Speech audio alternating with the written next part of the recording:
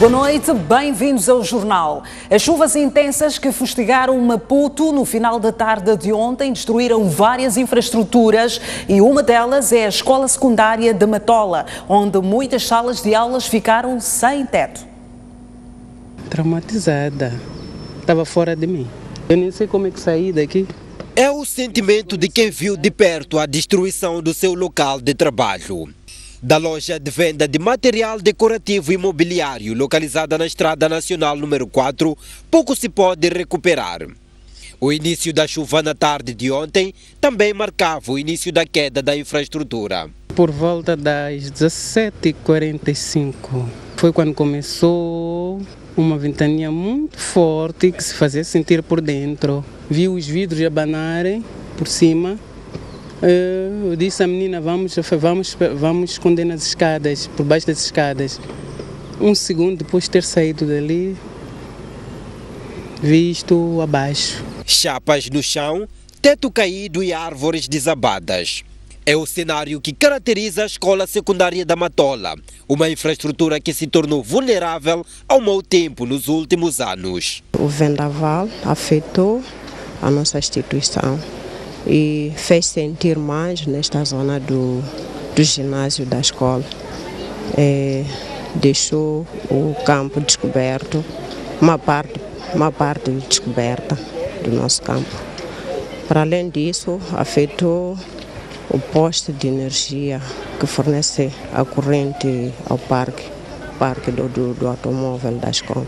Com o corte brusco de energia elétrica devido às chuvas fortes, a direção da escola decidiu adiar a publicação dos resultados dos exames da primeira época. Ficamos a ressentir o problema de não cumprirmos com o período da divulgação dos resultados. Estava tudo a posto que pudéssemos ter feito a divulgação ontem.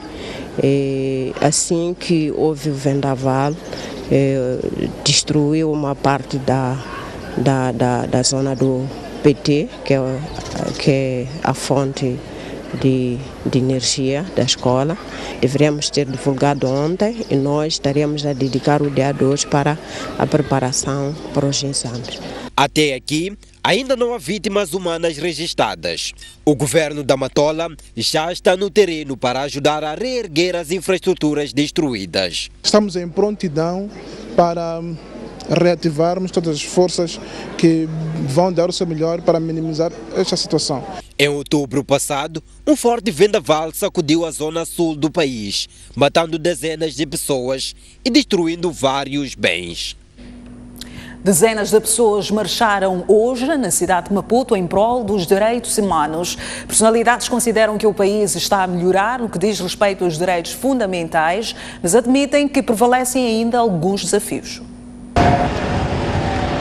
Sob o lema Juntos pela Defesa dos Direitos de Todos os Moçambicanos, celebrou-se este sábado o Dia Internacional dos Direitos Humanos. Para assinalar a data, menores, adultos e idosos marcharam com o objetivo de defender a necessidade de respeito pelos direitos humanos em Moçambique. Algumas personalidades destacaram os avanços do país no respeito da dignidade humana, mas lamentaram o fato de ainda prevalecerem algumas práticas condenáveis, como é o caso de torturas praticadas pela polícia aos detidos, bem como o rapto de albinos. A proteção dos direitos humanos a nível das cadeias, no geral, melhorou muito. Nós temos encontrado casos específicos como esse que mostrou, de facto, que tem a ver com a investigação criminal, muitas vezes com recursos menos recomendados ou não recomendados mesmo. Mas a questão melhorou muito. Houve um grande investimento por parte do Estado na melhoria até do setor todo e das condições.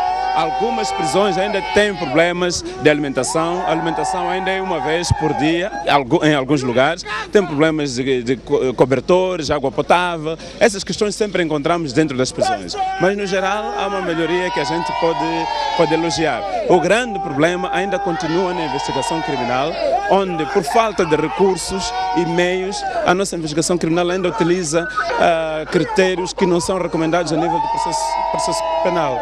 Também a visita da enviada especial sobre albinismo aqui em agosto foi muito importante para poder conhecer a realidade do país, para poder fortalecer planos de respeito às populações albinas, falar com os curandeiros, os médicos, as comunidades, da necessidade de defender, proteger o direito das pessoas. Por sua vez, o ministro da Justiça, Assuntos Constitucionais e Religiosos disse que o governo continuará a adotar medidas para melhorar o respeito pelos direitos humanos. Muitas mensagens, muitas percepções, mas o mais importante é que as pessoas têm que reconhecer, têm que saber que há um trabalho que está a ser feito e um dos nossos programas é, sobretudo, aquele que tem que ver com a humanização do sistema penitenciário. E, nesse sentido, nós temos vindo a realizar atividades, creio que a médio e longo prazo nós vamos conseguir reverter a situação. E a situação hoje está muito melhor do que era há alguns anos, mas nós vamos conseguir melhorar. A marcha da comemoração do Dia Internacional dos Direitos Humanos culminou com uma palestra e realização de uma feira no campo do aeroporto. A Ordem dos Advogados em Sofala considera que a situação dos direitos humanos tende a degradar-se a cada dia que passa. Aponta-se a atual instabilidade político-militar e a insegurança dos que defendem liberdade de expressão. Este posicionamento da Ordem dos Advogados ao nível da província de Sofala foi manifestado na manhã deste sábado na cidade da Beira, no âmbito da celebração do Dia dos Direitos Humanos que hoje se assinala. Uma cerimónia foi caracterizada por uma marcha por algumas artérias da urbe envolvendo defensores dos direitos humanos. Quando temos centros de acomodação de pessoas que são vítimas de conflito armado, que não têm assistência médica, não têm assistência sanitária, não têm direito à habitação, não têm direito à alimentação, direito à saúde, isso significa que a situação está a degradar-se. Degrada-se ainda mais por causa da falta de segurança dos defensores dos direitos humanos. Isso limita as suas atividades. Isso faz com que o movimento perca o seu ritmo. A Pressão Nacional dos Direitos Humanos considera igualmente que Sofala está a viver momentos preocupantes, dados os elevados índices de violação dos direitos humanos. Apesar que há um esforço que tem sido efetuado da parte do governo e das organizações da sociedade civil, mas ainda é notável o índice de violência doméstica, nível comparado à questão política militar, desaparecimento dos cidadãos, morte e assassinato. Eu acho que o nível não é tão desejável que nós tanto precisávamos. Há muito por se fazer para podermos combater o índice de violação dos direitos humanos. O governo de Sofala reconheceu que há casos de violação dos direitos humanos nesta região do país e garantiu que continuará a fazer tudo o que puder para que os mesmos sejam respeitados. Nós entendemos que a nossa província de Sofala é uma das províncias mais afetadas com a atual situação política militar. Mas não queremos com isso dizer que os direitos humanos estão renegados nessa província. Pelo contrário, o governo faz de tudo para que sejam respeitados os direitos humanos, não só na província de Sofala, mas no país no seu todo. O diretor provincial da Justiça terminou apelando a todos os órgãos da administração da Justiça a fazerem valer as leis. Moçambique tem mais de 2.000 adolescentes e jovens em conflito com a lei e apenas um estabelecimento penitenciário de recuperação. Estima-se que 35% da população prisional seja composta por menores com idades compreendidas entre os 16 e os 21 anos.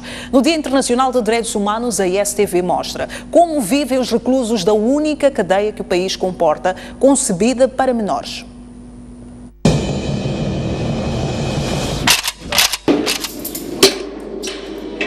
A vida na única penitenciária criada para recuperar jovens em conflito com a lei.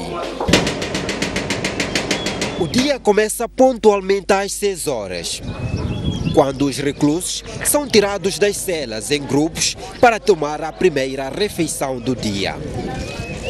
São rapazes com idades entre 16 e 21 anos, condenados a cumprir penas que vão de 1 a 24 anos de prisão.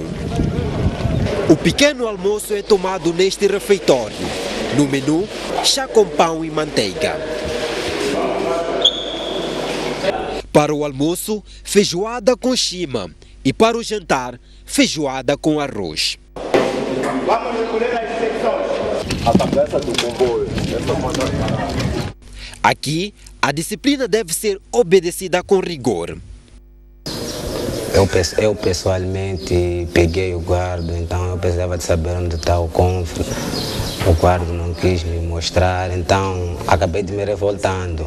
De verdade, estraguei-lhe. Ernesto, nome fictício, tem 21 anos e foi condenado por crimes violentos, assalto à mão armada e agressão física. Já feriste quantas pessoas e assaltaste quantos lugares? No mínimo que já feri, chega a 20. Já assaltaram o estabelecimento, até já perdi a contagem, porque foram muitos baixos estabelecimentos. Vivia no bairro da Pulana Caniço, cidade de Maputo, e aos 19 anos já fazia parte de um grupo de 5 adolescentes que assaltavam contentores. Entrou para o mundo do crime, quase matou e em março de 2014 foi preso e condenado. 8 anos de prisão. Não podias ter feito diferente? Podia, mas eu era antes de ter noção das coisas como são na realidade. Eu vivi uma vida lá fora de ilusão, vida de ilusão de verdade. Ele é um dos 96 adolescentes e jovens que estão nesse estabelecimento concebido para menores. O estabelecimento penitenciário especial de Boane está dividido em 3 secções, cada uma com cerca de 30 reclusos.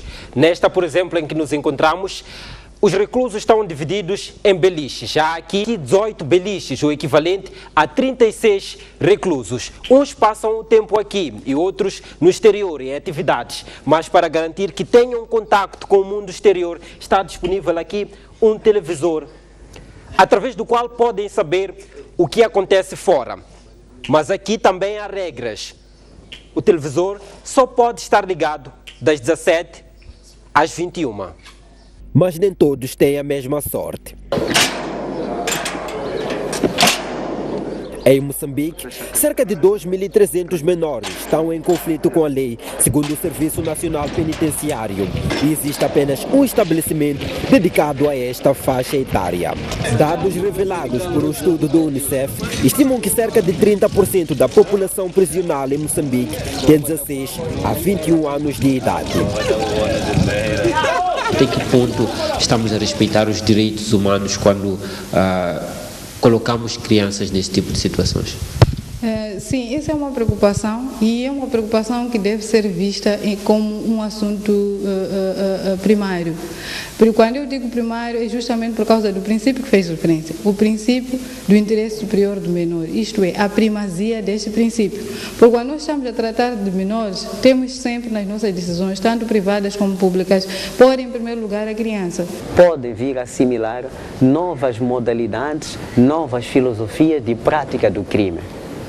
E vezes se encontram o que acontece quando elas depois são libertas, cumprem a pena, retornam à sociedade, ao invés de estarem ajustadas às normas desejadas, elas voltam a cometer novas infrações. Que tudo o que nele crê não se perca. Histórias que se cruzam para apagar erros cometidos na vida.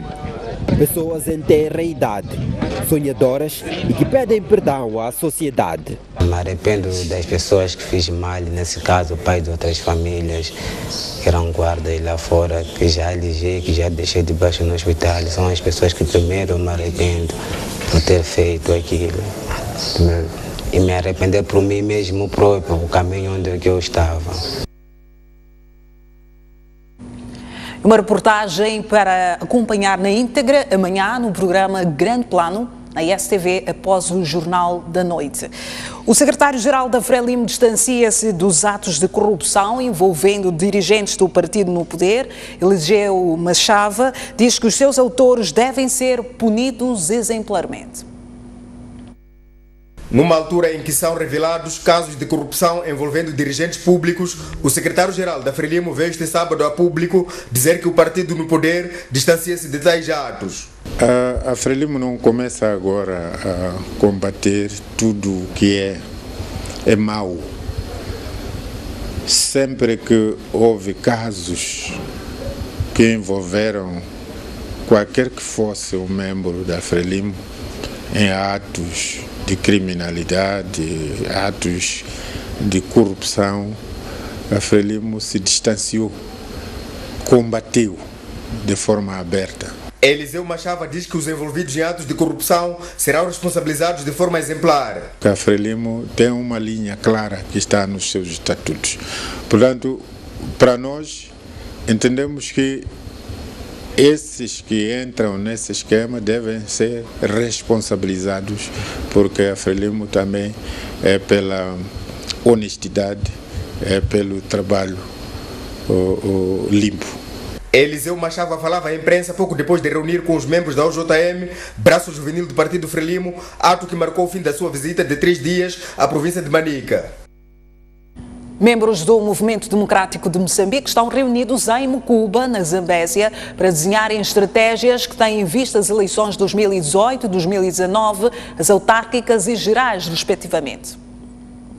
Estão nesta sala membros das Assembleias Municipais das 6 autarquias da Zambésia, pela bancada do MDM, a desenhar estratégias para fazer face às eleições autárquicas de 2018 e gerais de 2019. É que temos que encontrar soluções para próximas eleições. Viemos aqui criar estratégias para próximas eleições. Viemos aqui pedir como partido, nós quatro, o que nós temos que fazer? Então trouxemos aqui instrumentos para vos entregar e daqui para lá, o que nós vamos fazer? Portanto, nós temos que ter isso em consciência de que estamos muito próximos. E o trabalho que vamos realizar aqui hoje é um trabalho de consolidação das nossas conquistas, mas com um objetivo claro: recuperarmos aquilo que eles nos roubaram nas eleições anteriores. Geraldo Carvalho, chefe nacional da mobilização, referiu que a palavra de ordem do partido é vencer as eleições. O MDM tem a sua missão: conquistar a legitimidade democrática para governar, garantir a reconciliação e a paz e o bem-estar de todo o povo moçambicano. Por isso, somos o Movimento Democrático de Moçambique. Lutamos por um Moçambique para todos. Refira-se que este encontro tem a duração de apenas um dia. O Governo vai lançar no próximo ano um debate sobre a reforma da legislação sobre terras. A iniciativa é do Ministério da Terra, Ambiente e Desenvolvimento Rural. O MITADER pretende registar ocupações de terras e atribuir 5 milhões de títulos de doate até 2019. Reunido em Conselho Coordenador em Belém, o Ministério da Terra, Ambiente e Desenvolvimento Rural aprovou o plano de atividades para 2017. O instrumento prevê várias ações, com destaque para o reforço da capacidade de intervenção do Estado na gestão de terras. Esta ação dá corpo à iniciativa presidencial de Sua Excelência Filipe Jacinto Nyusi de conferir segurança de posse a todos os moçambicanos, ao mesmo tempo que toma medidas estruturantes para reduzir a ociosidade da terra e torná-la mais produtiva e ao serviço do desenvolvimento sustentável e inclusivo. No desenvolvimento rural, que integra todas as áreas de forma premente, prevemos a implementação de programas de apoio, cadeias de valor, com destaque para o financiamento e fomento da produção agrícola familiar, orientados pela visão agrária Missão Agricultura 2016-2017. Ainda na gestão de terras, o MITADER pretende consolidar o sistema eletrônico de registro de ocupações e lançar o debate sobre a reforma legal e institucional do setor. Para nós, é claro, a propriedade da terra é do Estado e vai continuar do Estado, mas entendemos que há matérias que demandam, digamos assim, uma discussão, um debate. Estou a falar da transmissão dos direitos de uso e aproveitamento da terra, estou a falar da revisão do regulamento da lei de terras e do regulamento de solo urbano, que são instrumentos da mesma lei e que entendemos que estes instrumentos devem ser unificados e melhor harmonizados. No âmbito do programa Terra Segura, o MITADER pretende registrar ocupações de terras e atribuir 5 milhões de títulos de doate até 2019. O recenteamento das famílias afetadas pelo projeto de liquefação de gás em Palma poderá arrancar no primeiro trimestre do próximo ano. As 500 famílias abrangidas e os proponentes do projeto, nomeadamente a Anadarko e a Eni, já chegaram a acordo sobre as compensações. 4 anos depois do início das consultas públicas para a construção do projeto de liquefação de gás em Palma, o governo distrital aprovou no mês passado o plano de reassentamento das famílias afetadas. Neste momento, aguarda-se pela ratificação do documento pelo governo provincial de Cabo Delgado. Uma vez ratificado, vai ser publicado no Boletim da República. Estará em condições de efetividade para iniciar a implementação prática. Então, aí, de acordo com o calendário que nós desenhamos junto com o nosso proponente, é que uma vez aprovado, tanto na sua plenitude do plano, eles estariam em condições, num prazo razoável, entre 2 a 3 meses, de iniciar com o processo da implementação do processo. É um exercício bastante complexo, que precisa um certo detalhe na compreensão dos problemas para evitar que na fase da implementação tenhamos muitos problemas. Mas neste momento podemos dizer que estão criadas as condições para que o processo de reassentamento na prática inicie. Segundo o diretor nacional de ordenamento do território e reassentamento no Mitader, as famílias abrangidas e os proponentes do projeto, nomeadamente a Anadarko e a Eni, já chegaram a acordo sobre as compensações. Está previsto, portanto, no plano o local para o reassentamento. Está concordado tanto com a comunidade que vai ser reassentada como com a comunidade hospedeira, que está aberta, portanto, a receber. Está concordado o modelo de casa a ser construído. Aliás, há uma casa modelo que foi construída, as comunidades foram ver in loco o que é isto desta casa que está sendo dita.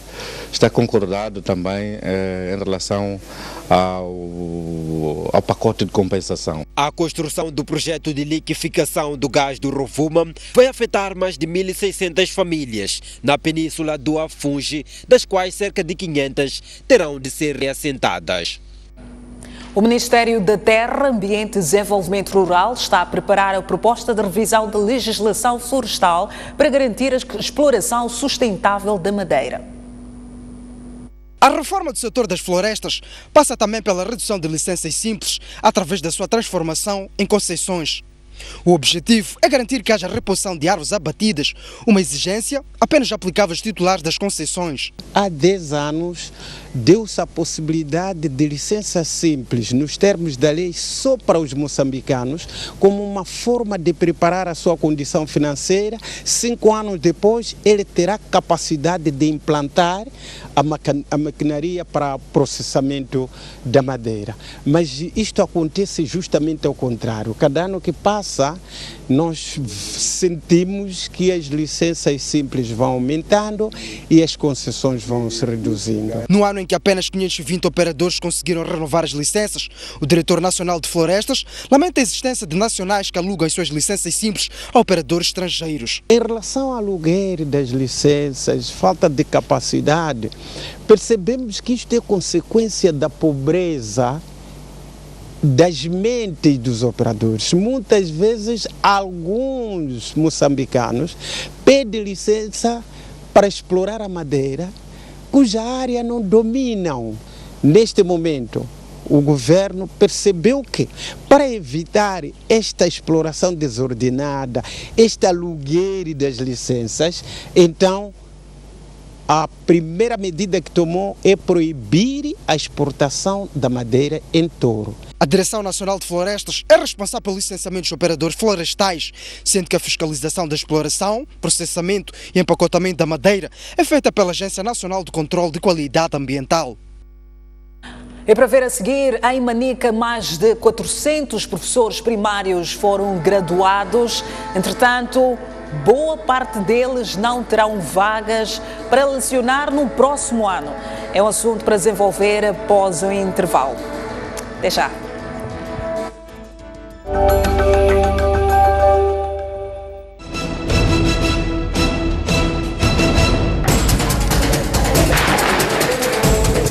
Eles foram eleitos e falam pelo povo.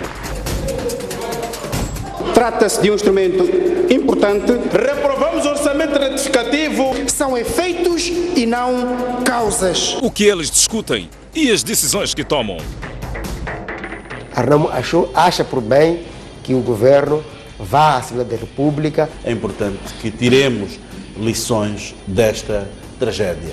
Nós, a Frelimo, estamos preocupados com este assunto. Temos nosso dinheiro lá. Os motivos e os objetivos. Acompanhe. O parecer não chegou aos deputados. Eu acho que o MDM deveria ser razoável. Ou a justiça seja posta. Todas as semanas, aqui, no Bancadas Parlamentares.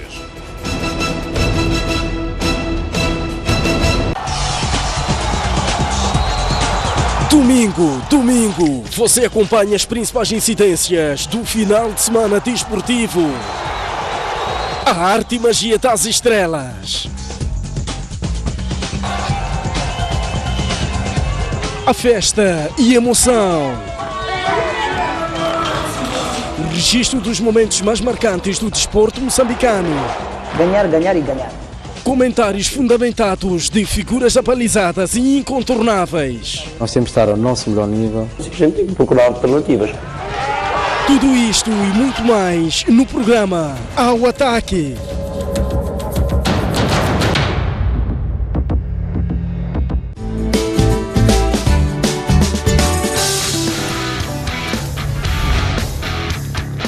Apareceu uma mancha no seu rosto e está preocupado porque não sabe o que é. Já ouviu falar sobre uma determinada doença, mas não sabe quais é que são os seus sintomas e onde procurar tratamento. Está preocupado com a sua alimentação e insatisfeito com o seu corpo. Dificilmente consegue-se perceber que a pessoa está com desnutrição crônica porque os sintomas ou os sinais não são visíveis. Desnutrição crônica é um dos grandes problemas porque não dói. É recomendado uma visita periódica ao dentista. Uma das maneiras de prevenir a doença renal é tratar, portanto, a doença de base. Durante o período em que está a usar o anticonceptivo, a mulher não engravida. A resposta para estas e outras questões encontra aqui toda segunda-feira, quando forem pontualmente 10 horas, na STV Notícias.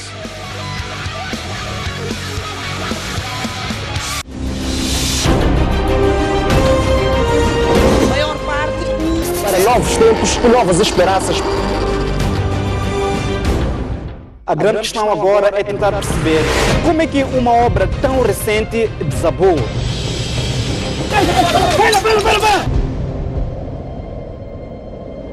Os animais perdem a luta pela sobrevivência. Garanta a subsistência de milhares de pessoas que vivem no bairro de Ulém. Apesar de todos os episódios de insegurança, as embarcações são a única alternativa para... Nesse terreno pequeno viviam 5 famílias. Apesar, é sempre bom ter um maior cuidado.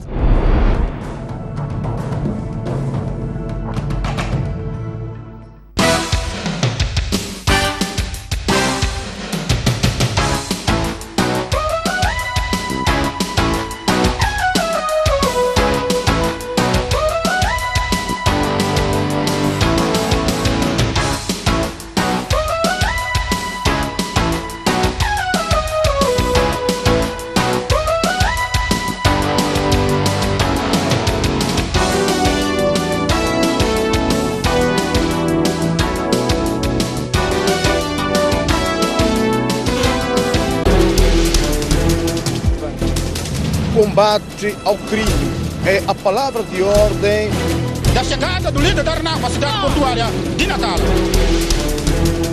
Davis Mango deixou ficar as seguintes considerações. A partir da cidade da Beira e com imagens de Manel Chicava. No interior desta viatura seguiam 4 ocupantes. Bairros periféricos das cidades de Maputo e Matola. A alma do magistrado calou-se precisamente neste local. As notícias do país cabem todas aqui. Um país sem história é um país sem futuro. Um mundo sem referências é um mundo sem norte. Um país sem cultura é um país sem identidade.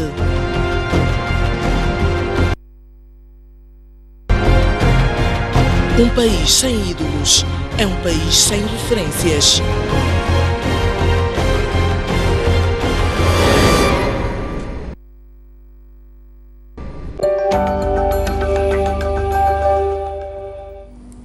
De volta às notícias no Jornal da Noite. Em Manica, mais de 400 professores primários graduaram ontem no Instituto de Formação de Professores de Chibata. O setor da educação diz que parte destes não terão vagas para lecionar no próximo ano letivo de 2017. São ao todo 471 graduados do modelo de formação 10+1 preparados para lecionar o primeiro e segundo graus do ensino primário. Estes, além de pedir enquadramento no aparelho de Estado, vincaram que estão prontos a apostar numa educação de qualidade. Pedimos a vossa consideração no concernente às nomeações, promoção na carreira profissional, a qual escolhemos para o empenho de funções no Estado. Fazer da escola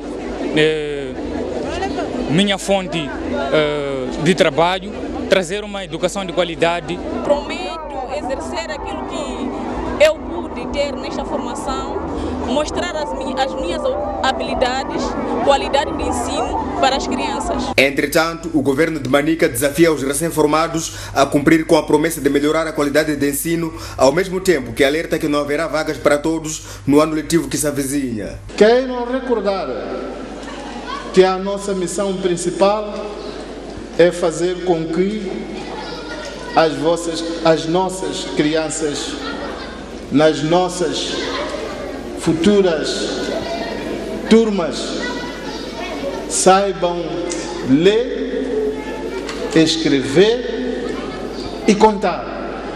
Alguns professores de imediato poderão não ser contratados, mas nós contamos ainda com as situações que possam ocorrer ao longo do ano 2007, como são os casos de substituição de professores e como são os casos de professores formados aqui que ainda concorrem vagas nas outras províncias. Aliás, a província de Manica necessita no próximo ano letivo de 550 professores primários, mas o governo estabeleceu a meta de 437 que serão contratados, número considerado aquém das necessidades. O Consulado Português e voluntários da comunidade portuguesa em Moçambique fizeram hoje uma festa de angariação de fundos para apoiar pessoas carenciadas e celebrar a quadra festiva. Trata-se de uma iniciativa que existe há 8 anos.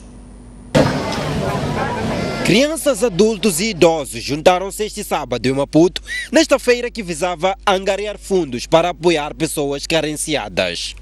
E desta vez, as instituições de caridade escolhidas são da cidade e província de Maputo, além de uma da província de Gaza. Em Maputo é o Centro Social, Psicossocial das Maotas, uma instituição que apoia e ajuda crianças deficientes. A outra instituição, neste caso na Matola, é a Avomac, uma associação que foi criada para apoiar mães e crianças carenciadas. Um trabalho muito válido também que está a ser desenvolvido. E por fim, uma associação que surgiu o ano passado no Bilene, é uma associação muito nova, tem um ano e meio. O cônsul português explica que a iniciativa surge da irmandade que existe entre o seu país e Moçambique e não esconde a emoção de estar a ajudar pessoas que precisam. O motivo principal desta festa é fazer tudo o possível dentro deste espírito natal, de família, de convívio, de fraternidade, para tentar ser útil a moçambicanos, crianças, idosos, outras pessoas que passam mais dificuldades. Mas as instituições beneficiadas mostram-se ainda mais felizes. É o caso do Centro de Reabilitação Psicossocial das Maotas, na cidade de Maputo. O apoio que o Consulado Português e que esta Comissão de Festas nos dá tem sido fundamental e um apoio muito grande que nos permite levar a nossa obra para a frente. O apoio a pessoas carenciadas pelos voluntários portugueses começou em 2009 e já beneficiou mais de 20 instituições de caridade moçambicanas. O líder da oposição, Nana Akufo-Addo, venceu as eleições presidenciais do Ghana. O presidente cessante já reconheceu a derrota e felicitou o seu oponente. Na terceira tentativa de conquistar a chefia do Estado, o dirigente do partido Nova Pátria obteve 53% dos votos nas eleições realizadas na última quarta-feira. Os resultados foram publicados ontem pela Comissão Eleitoral Local, numa altura em que Nana Akufo-Addo já tinha se declarado vencedor do escrutínio. Whether you campaigned for me or not, whether you voted for me or not, I can promise you one thing. I will do my best to serve your interests and put our country back on the path of progress and prosperity.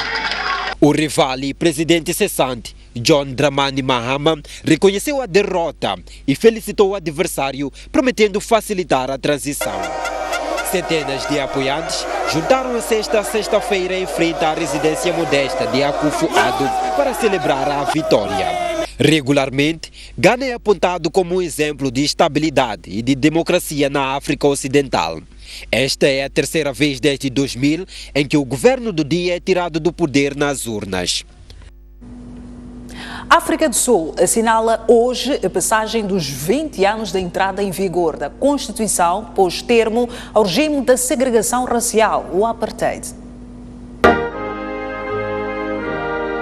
O documento foi promulgado em lei pelo primeiro presidente negro sul-africano Nelson Mandela a 10 de dezembro de 1996, na cidade de Shepherdville, 4 anos após o fim do sistema de apartheid, em fevereiro de 1991. Este sábado, o presidente sul-africano Jacob Zuma dirigiu as cerimônias centrais no quadro desta comemoração em Shepherdville, onde o massacre de manifestantes pela polícia em 1960 chocou a comunidade internacional.